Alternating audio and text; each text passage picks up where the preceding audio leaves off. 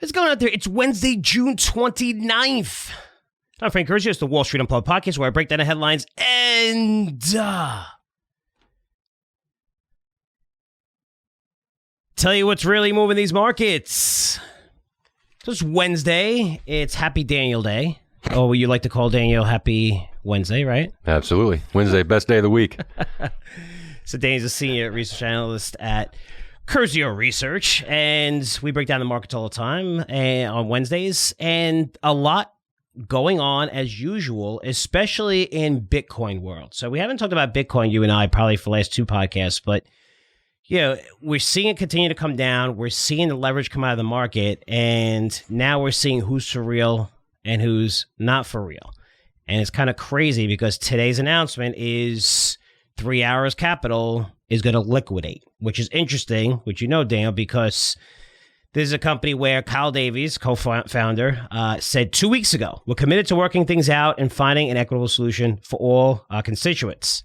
This is a company that had $3 billion in assets under management, and they are liquidating, okay? Meaning $3 billion of assets under management, and management fees from that are incredible in this world. But these are guys that have to leverage it. In crypto, unlike our markets, I mean, some Bitcoin, you could leverage 10x, 15x, you can go crazy. And as you can see, a lot of people went crazy, and now this is coming home to roost. So what are your thoughts on this? This is the major story in crypto, and you're seeing it have ripple effects across so many different cryptocurrencies and across the whole industry. I was impressed with...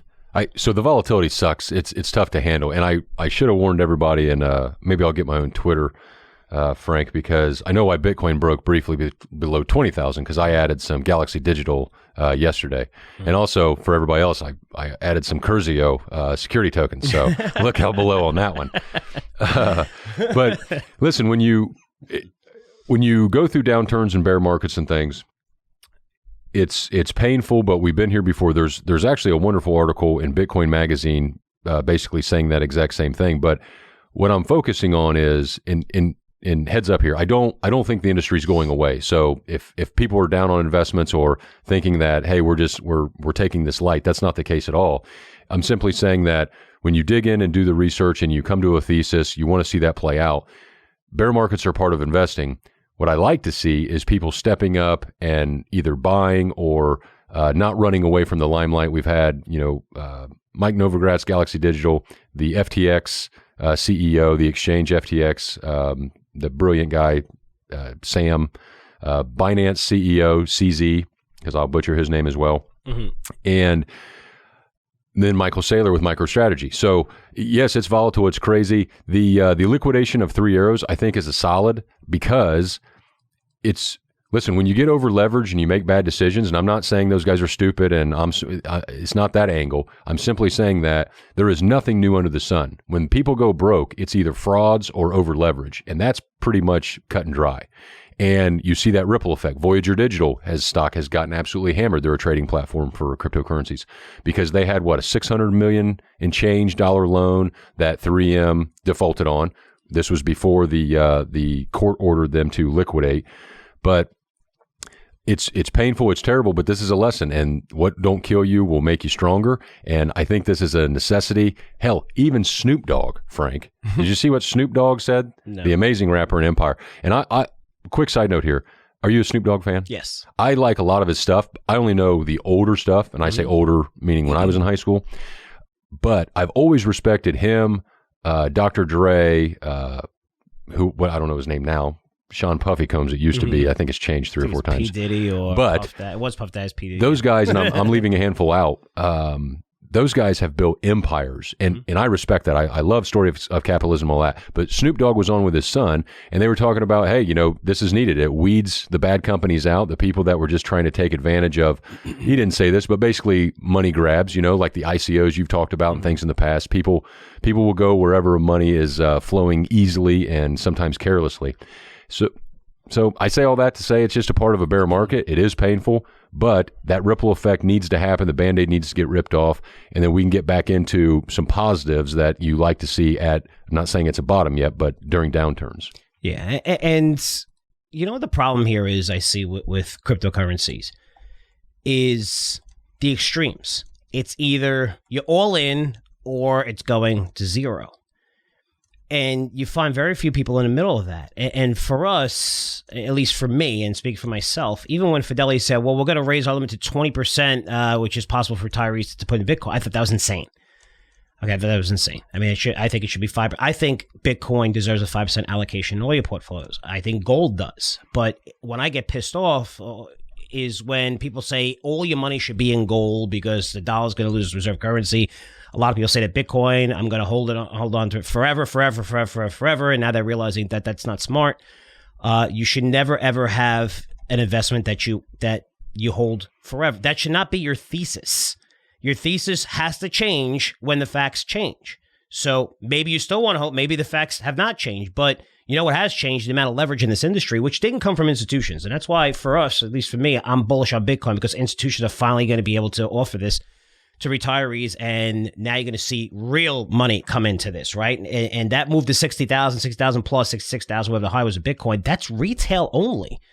And now it turns out it's probably more like, 20,000. The rest is all leverage that's coming out of the market. But now it's providing opportunity because the innovation's there. But there's such a middle ground where I don't agree with Michael Saylor, what he's doing. He likes Bitcoin. That's good for him. To put your cash balance in Bitcoin instead of cash, that's not a strategy. It's not a prudent strategy. It's not. I mean, right now, MicroStrategy is a crypto company. They're not a software company, which is crazy.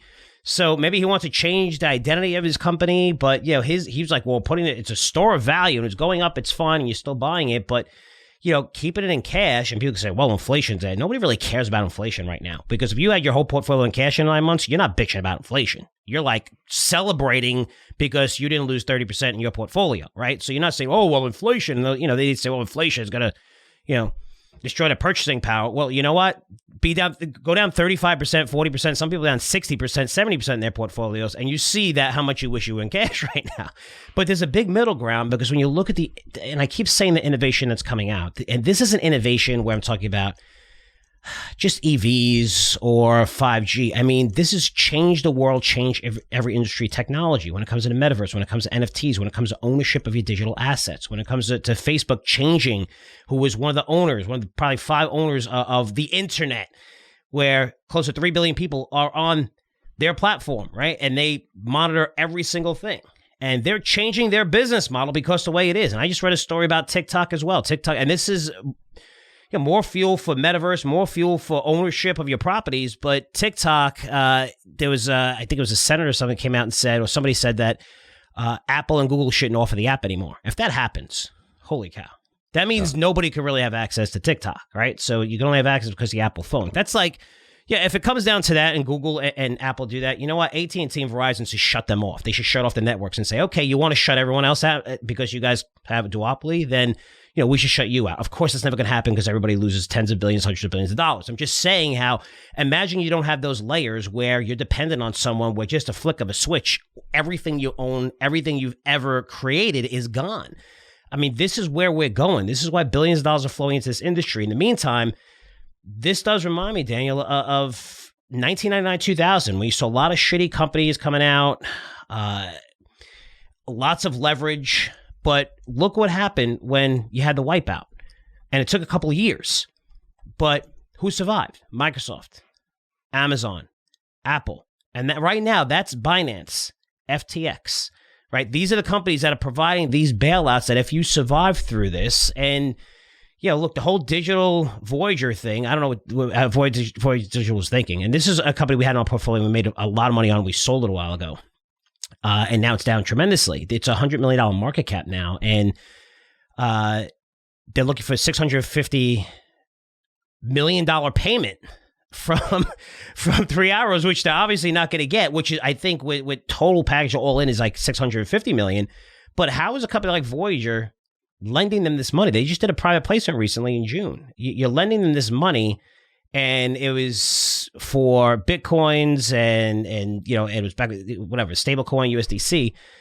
I don't get it, because when you have our markets, Dan, when you're looking at this market, we see the credit ratings, we see, and that allows us to determine, we get to see the interest rate on that debt, we get to see the maturities, we get to see how much cash flow is coming in, we get to see all these numbers. And I think this thing in DeFi, I mean, DeFi can't be 100% DeFi. We're realizing that because when you lose your money, you have no one to go to.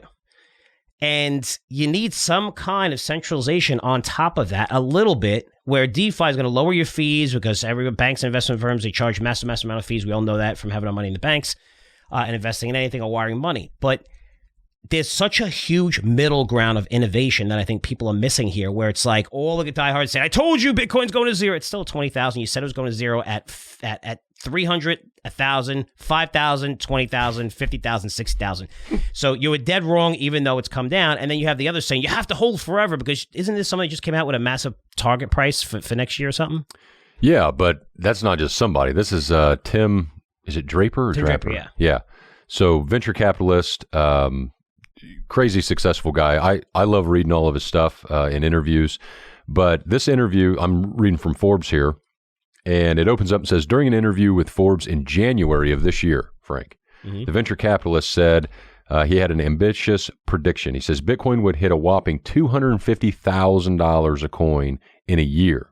Now, at the time, January, it was around 41,000. Obviously, Frank, that predictions can still last. Bitcoin has been cut in half. And the article goes on to say that he was reached by email, and he says, I am more convinced than ever that it is happening, meaning his development and price targets. Now he just says by late 2020 or 2023. What he says is he's just talking about, hey, there's a lot of innovation coming. So he's predicting 250 by 2023. Yeah, right? let's give him the end of next year. Mm-hmm. And yeah, he's just saying, because it was 41,000, got cut in half. And it says, but Draper isn't backing off, reached over email. He reiterated his price target, quote, and said, I am more convinced than ever that it is happening. It meaning the development explosion, I'm guessing. Yeah. The Forbes article goes on to list a couple of the biggest players and wealthiest people. So CZ, the CEO, of Binance, the largest crypto trading by volume, his net worth on March 11th, Frank. Now take this with a grain of salt because he's already pushed back. CZ has already pushed back on Twitter about these numbers. March 11th, Frank, his net worth was an easy $65 billion. On June 22nd, it went to 18.7. Do you think that's where you share private jets, or you think you still own your? No, you're still doing fine. Still got your okay. I think you're still doing. This fine, is your world, not mine. Yeah, Sam Bankman-Fried, who we that's just another level. I've been to parties like that. It's another freaking level. I've been. Hey, out of the two of us, who's ridden on a private plane very recently? Yes. Moving I've on. been to an event and a fundraiser, man. That it was crazy. It was I don't feel uncomfortable off. Not that I felt uncomfortable, but these are people who are building cities that $1 billion is nothing to them, and it's another level. It's another level of conversation. It's like okay, yeah. Anyway, but yeah, and CZ is. I love him. I like him a lot. I think he's one of the most transparent people in the industry. I know Binance. He tweets a lot. One of the things that he said recently, which I loved in his tweet, and one of the things that we love to do here is he said we have to stop teaching cryptos like from an IP standpoint because nobody's going to understand them. We need to simplify this. And this is a couple of days ago, and it's tough. Like you don't know everything that goes behind the scenes in a brokerage firm. They made it so easy where you just open an account and you could trade, right? And everything's linked together. Now, it's in crypto, it's not like that. It's very difficult, especially some tokens where you have to swap them on PancakeSwap, Uniswap, and do all this shit. And then, you like the KYC, AML, what are they looking at? Know your customer and anti-laundering and stuff like that. They're doing all that already, but it's like all this stuff has to be kind of explained to you and put in writing and making sure and the stamp of approval in the U.S. There just needs to be regulation here. That's it. There needs to be regulation behind this because there's a lot of garbage and a lot of shit, and you need those protections if you're going to get in the average investor.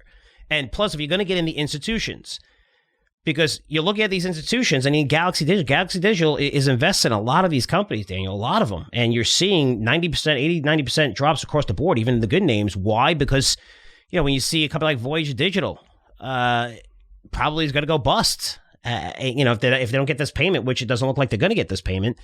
But the amount of leverage that's taking place out there is insane. And you're seeing Celsius halting withdrawals. You're seeing BlockFi, FTX bailout BlockFi, and they're not calling a bailout BlockFi. And I interviewed Zach Prince, who's a great guy. That valuation, I think, was $6 billion. I think it's under $1 billion now. But they said, hey, we're fine. We're cash flow positive. We're generating money right now. But it's smart to raise money in this type of market. It didn't seem like that.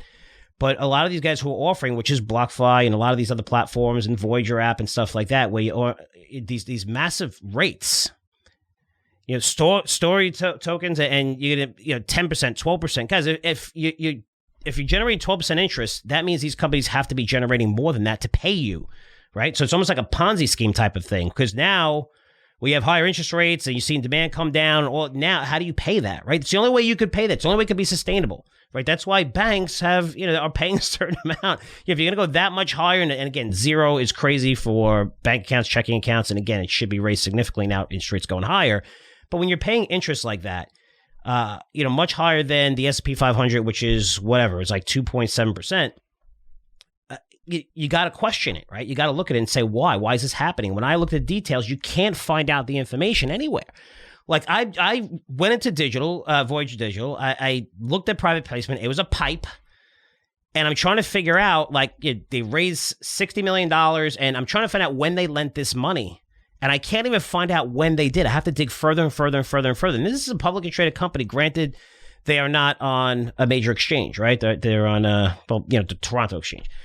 But they also trade on, the pig sheets. So when I'm looking at this and I can't even see some of this stuff, it's frustrating, because when I did the research on it, I was able to see a lot of this stuff and it was fine. But I didn't know about this massive freaking loan that they, this has to be reported. This is material information if you're a public company. But a lot of these people, as Luna, Terra, 60 billion wiped off these market caps, Celsius now halting withdrawals. You don't know what's going on under the hood. And that's the problem, because you can't see it. And when you have no regulation and these companies don't, that's why I think security tokens is going to be huge, because there are legit, really good companies that want to do good by shareholders, that they're going to share their information and say, this is what we're doing, this is what we're investing in. But when you have these things and they're saying, well, not securities, you're not securities. Well, I'm down 85% on it, and I thought I was going to make money because of your great technology. Everyone believes they're investing in it as a security. You know it's a security. You're making money. You sold some of your stock, which you're not even listing anyway. Where the fuck it is? You don't know how much these guys are dumping right now. The insider holders, you don't know anything. So for a lot of these, it's all tied to the utility of the token. And if that's not working, then these things are worthless. And that's why researching them, I was amazed. I was like, 90% of these are shit and garbage, and you're seeing that get wiped out. But don't be discouraged to the point where, there's amazing technologies in here that's coming out of crypto and blockchain that we've never seen, that's changing the landscape. There's a reason why institutions are all getting in. There's a reason why Jamie Dimon changed his mind. He hates Bitcoin. He changed his mind because his clients are dying for it. You're looking at Ethereum and NFTs and that platform and other blockchains. This makes sense. These are like software companies, but you're going to see this wipe out. Is extremely painful, and I get it. But, if you invested a while ago, at least for the most part, we did very, very well at the beginning, but now you're seeing this total collapse. But I think it's going to lead to a lot of great opportunities going forward. So I think you're right on that, Daniel. Yeah, and it's just good to see, like the FTX, they extended either a credit facility or a loan to Voyager Digital as well. Also BlockFi for $250 million, CNBC was reporting. And hey, I like to see, I know you disagree with Michael Saylor's all-in kind of, not all-in, but significantly, because they just bought, what did he buy, $10 million worth? Yeah, I think, yeah. And I like Michael Saylor. I love the fact that he's 100%. Yeah, I didn't mean to. That's cool. Yeah. The thing I don't like is, you're a software company and the shareholders, you're putting that money that you're losing, and it's, reflected in your stock price where, that wasn't the original reason why people were buying your stock. And you're putting it in there saying it's a store of value, meaning that it's going to be worth a lot more later on. But it has been for the last several years. You're basically buying MicroStrategy because of Bitcoin for the last several years. Yeah. And I've been clear about that. That I didn't agree. I didn't agree with that strat. It's either software company or go into Bitcoin. That's how I felt, or a storage company for Bitcoin. It's because it doesn't matter what your storage company. It doesn't even matter what the numbers are right now, because Bitcoin's collapsed, and look what you do to your cash balance. So that's why I always, again, it has nothing to do with. It's more about it's a publicly traded company that has a totally different business model that's going, that's using, Bitcoin. But I just feel like it's more of a Bitcoin company than a software company. I think he has to choose. Yeah, absolutely. I appreciate the irony here, because if you're a Bitcoin bull, whether you're Michael Saylor or Peter Schiff, the answer is always the same. If Bitcoin is down like it is now, 70-some% from roughly 70 to 20, then the Bitcoin bulls are going to say, oh, well, revisit this in 2 years and then we'll see how this ages. If Bitcoin's at 70,000, the bears are going to say, oh, we'll revisit this in a little time and we'll see how this ages, because it's so damn volatile. So that's my goofy sense of humor. The point there that I want to make is this is what you want. You want to see bigger players be vocal, be transparent, step up and buy. I think the FTX guy is basically planning on, if you're going to loan money like that, there's got to be some talks about, there's rumors about him taking over Hood, FTX buying Robinhood, the platform. And if those all have security token licenses, which I believe you said, do they? I know we talked about this. Does Robinhood have and Coinbase have security token? Coinbase does. Coinbase has this. Okay. And so does, I think it was, so Coinbase did about 18 months ago, 24 months ago. So, but knowing that, the SEC is going to come out and deem a lot of these securities. Yeah. In fact, Gensler, the chairman or SEC, he recently said that Bitcoin is a commodity, but that's the only one he named. He stayed shy of Ethereum and everything else, which does signal coming down the pike that, these will be labeled as securities, which is fine. There's going to be a lot of pain there. It's just good to see from a macro level. You want to see people buying up. You want to see people extend loans. FTX, Binance is diversifying, and this is just the next extension of finance, and it's exciting. It's not going anywhere. I get it. If you're down, you're upset, but nothing has changed in the overall thesis other than the price. And yeah, I wish I had a crystal ball and could have sold some or sold it all and bought back at a much lower price. But I'll admit I'm human, and I'm not a trader, and I'm not worried about that, as goofy as that sounds. No, it's true. And Gemini as well, which is the Winklevoss twins and their platform, they also have their license of security to trade security tokens, which takes a long time to do. So I think Coinbase bought their way in and bought companies. And, Gemini actually, I think they announced that about maybe a year ago, 9 months ago. So the fact that they have those, that they're anticipating this is one thing. But and you bring up a good point. Just look, if you look at what FTX is doing, the deals that you're able to sign. Look at what Warren Buffett did during the credit crisis with Goldman. I mean, look at the banks. It's incredible the deals that you could get where you just look 9 months ago where the market was, right? Now you're getting all these things. Well, Voyager, I don't know how many people on a platform, but it's a very good platform, Voyager. And I know they have tons of people. So now at FTX, I mean, they could bail them out and take over their entire company, and maybe it costs $100 million, but they know the value of those millions and millions of people are going to be worth maybe $1 billion or more to their platform, and they can get anything they want because Voyager right now is kind of a dead company. Yeah, I mean, you made that loan, and it's now $600 million due to you, and it's just like during a credit crisis. Everybody who did all the shady shit, all the Goldmans, every bank across the board with mortgages and mortgage-backed securities and all the bullshit that they did, when they saw the shit hit the fan and they, got out right away and they got everything insured by AIG. What you don't realize is if AIG goes out of business, nobody gets paid and the whole system collapses and everybody goes out of business. So that's the thing. So when you're looking at Voyager having this lifeline and giving it this loan, which I thought was crazy, 3 Hours Capital, what happens when Voyager goes bust, right? Or 3 Hours goes bust. Now they can't pay Voyager, but that's the way it goes. When it's fine to be leveraged, it's fine to lend people money, but when you're not getting, I just can't believe the amount. Like, I'm looking at it, and I looked at it this morning. I'm trying to find more details on it to really dig in, but it's Voyager's a digital asset brokerage firm, right? They lend 3AC. It's 15,250 Bitcoins and 350 million of the stablecoin USDC. So it turns out to be about $650 million. What would they? I mean, a bank would have never, ever, ever came close to even lending 3 Hours Capital this money if they saw the leverage. And when did they do this? I'm not even too sure when they did this, but I'm sure they did it recently and not too long ago. So if they did it not too long ago, I mean, up to 12 months ago, 9 months ago, that's when the market really started collapsing crypto. I mean, that's when you're lending it to these guys, when you're seeing how leveraged they are and they're getting margin calls. I mean, this is a due diligence you have to do, and that's why you have to have some kind of regulation here. But I didn't want to beat this to death, but it is providing amazing opportunities, especially for the metaverse, for us, buying digital real estate. Again, the innovation's taking place here that we're excited about, and you're going to see a lot more of this, where I would say the worst is behind us in the markets. I don't know if the worst is behind us in crypto yet. I think Bitcoin and Ethereum are going to be perfectly fine. Great buys, but there's a lot of other companies where you have to know the leverage, you have to know their exposure before you're really investing in some of these. And we have a lot of good names in our portfolio, which are down a ton because there's just so much leverage coming out and everyone's selling the good stuff. So you have to be careful here, but it is creating a big opportunity because crypto's here. It's for real. It's long-term. It's going to be here forever. But you have to weed out a lot of bullshit, which is happening right now, right? And one last thing, exactly on the big players and the people with money are going to have a lot of great opportunities and options during bear markets. CoinDesk just reported a few days ago, our favorite bank in Wall Street, Goldman Sachs, is the leading investor group to buy Celsius assets, which was another crypto lender that went broke. They're talking about getting up to $2 billion in commitments to buy discounted assets from them.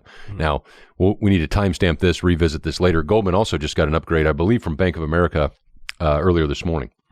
Yeah. But that'll be interesting. You always like to see the most cutthroat, terrible people who make a lot of money do things like this. Well, I love Goldman Sachs. I love to hate them. They're the easiest. Sure, it's like I like Goldman like I like the Fed. You hate how everybody piles on the Fed. I'm the guy that says you ought to, because you ought to remind people why. You don't have to remind them though, because everybody's saying it all the time, right? With the Fed, yeah, but anyway, it falls on deaf ears. Anyway.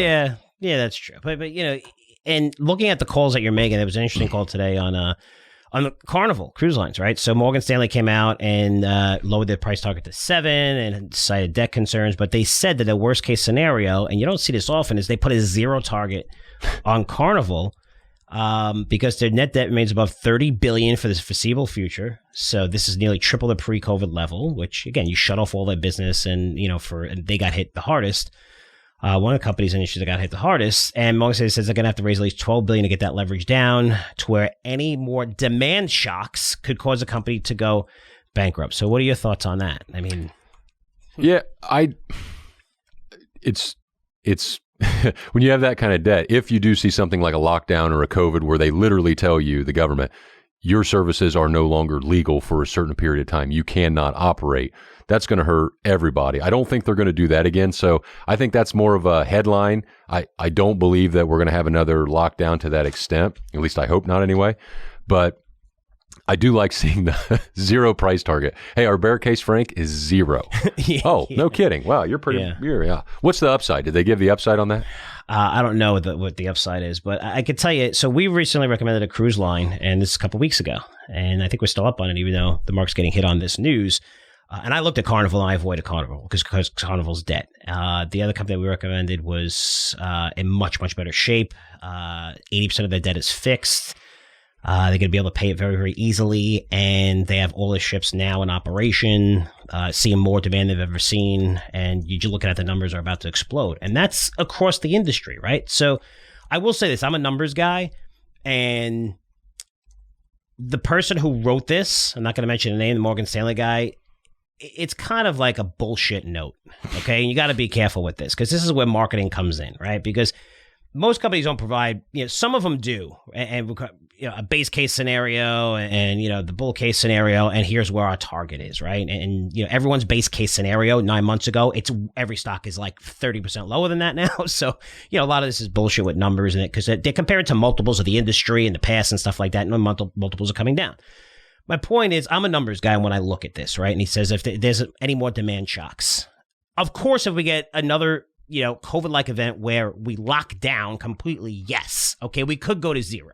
Okay, and this guy's going to take credit for that, even, whatever. But that's not going to happen. We're never going to lock down again. We know it's the worst decision, probably the worst decision made in our country's history to lock down. And wait, the numbers come out, and I won't even go there. That's a whole other conversation. But when you're looking at Carnival, here are the numbers, okay? $8 billion of that debt is due over the next 3 years. They have $7 billion in cash, $3.6 billion in revolving credit, right? So they can cover it right there. Cash flow is going to be positive starting next year. They're going to be generating about $2 billion in free cash flow in 2024, and that's projected to go up to $4 billion in 2025. So unless you completely shut down the entire shipping industry like you did again, then it can go to 0. Other than that, they're going to be able to pay their debts. Lowering the target makes sense. They have more debt than anyone else. I didn't like Carnival because it caters more to middle market, lower end consumer, right? So they're priced a little bit cheaper, and the one that we chose is higher, where they have more spending power.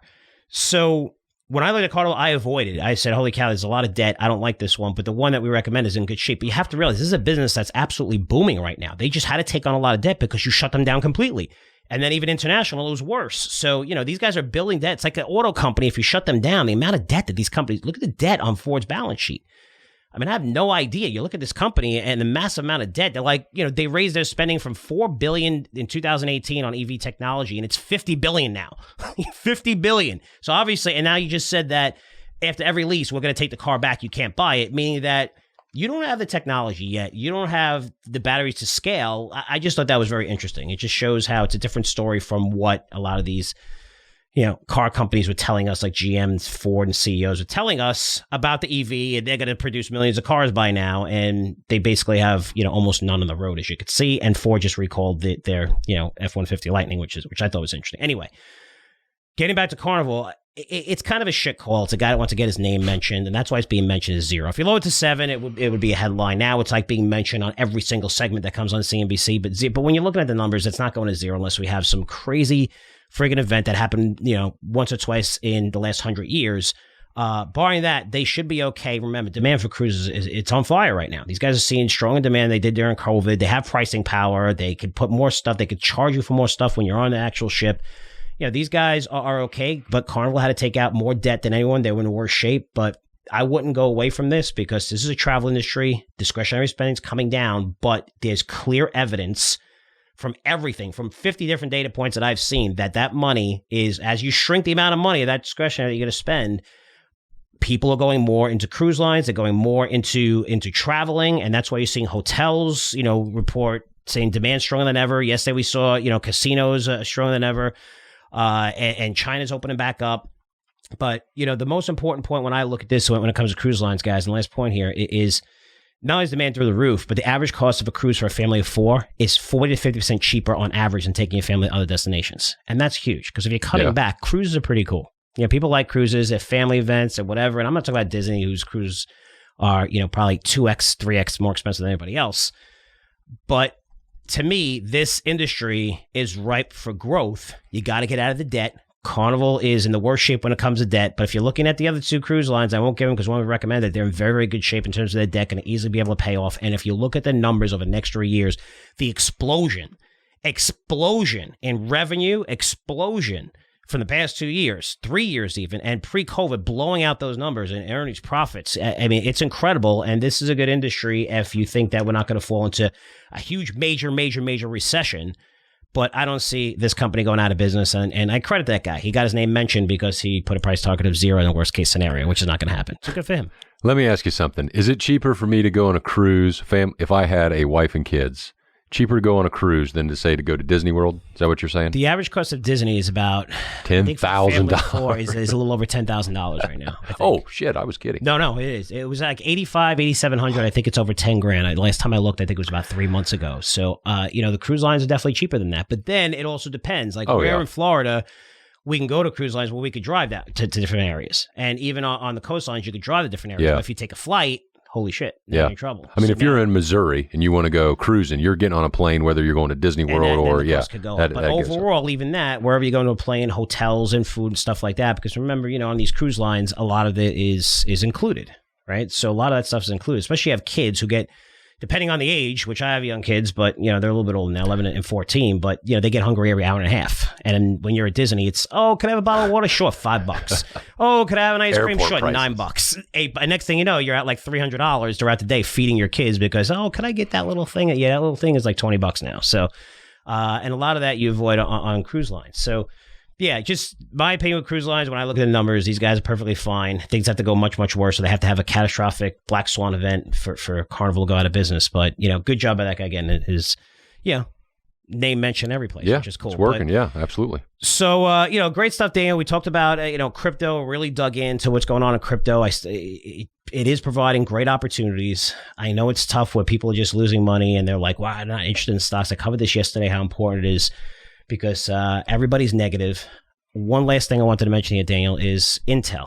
So Intel, I mean, really, in terms of innovation, one of the worst companies I've ever seen over the last 15 years. I mean, NVIDIA should not even exist if Intel was doing its job. And look what NVIDIA did. Look what AMD did. I mean, they just ate their lunch right across the board. And then they sold that division to Apple. But you're looking at Intel, and things are really bad for this company. And you're not seeing it sharply come down. Which is interesting. They have a good balance sheet and everything, but someone on CNBC mentioned this, was funny, and they said everyone who's going to sell Intel has sold it.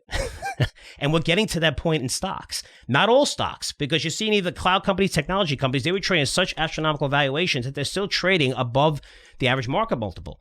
where they're trading at 25 times earnings, where they were trading at 60, 70 times earnings. So you could still see downside there, but there's some names that are falling alongside them that are trading at 12 times earnings and growing those earnings, easily in the double digits going forward. Their margins are good. They have pricing power. So you're seeing incredible opportunities where a lot of the selling's out of the market. The worst is behind us. I know it's hard to see. There is going to be a little bit more pain, but it is an opportunity. This is the type of market where you can get things at 40, 50% discount if you're a long-term person who believes in these businesses that you're investing in and you see the long-term viability of these companies. There's so many names I'm looking at right now that I'm just picking away at, and I'm enjoying it. I mean, the market's going up and down. I nailed some of them because a lot of stocks are well off their lows, especially in biotech and some industries. But you see the market yesterday came down, and there's still, I think, downside of technology, but there's unbelievable bargains out there if you're an investor that just wants to hold stuff for 18 months or longer. So, yeah, I mean, we're not perma bulls here, but in a sense, you should be. I mean, unless capitalism is structurally changed, which is talked about a lot, but unless that changes, you should buy and have exposure over the long term.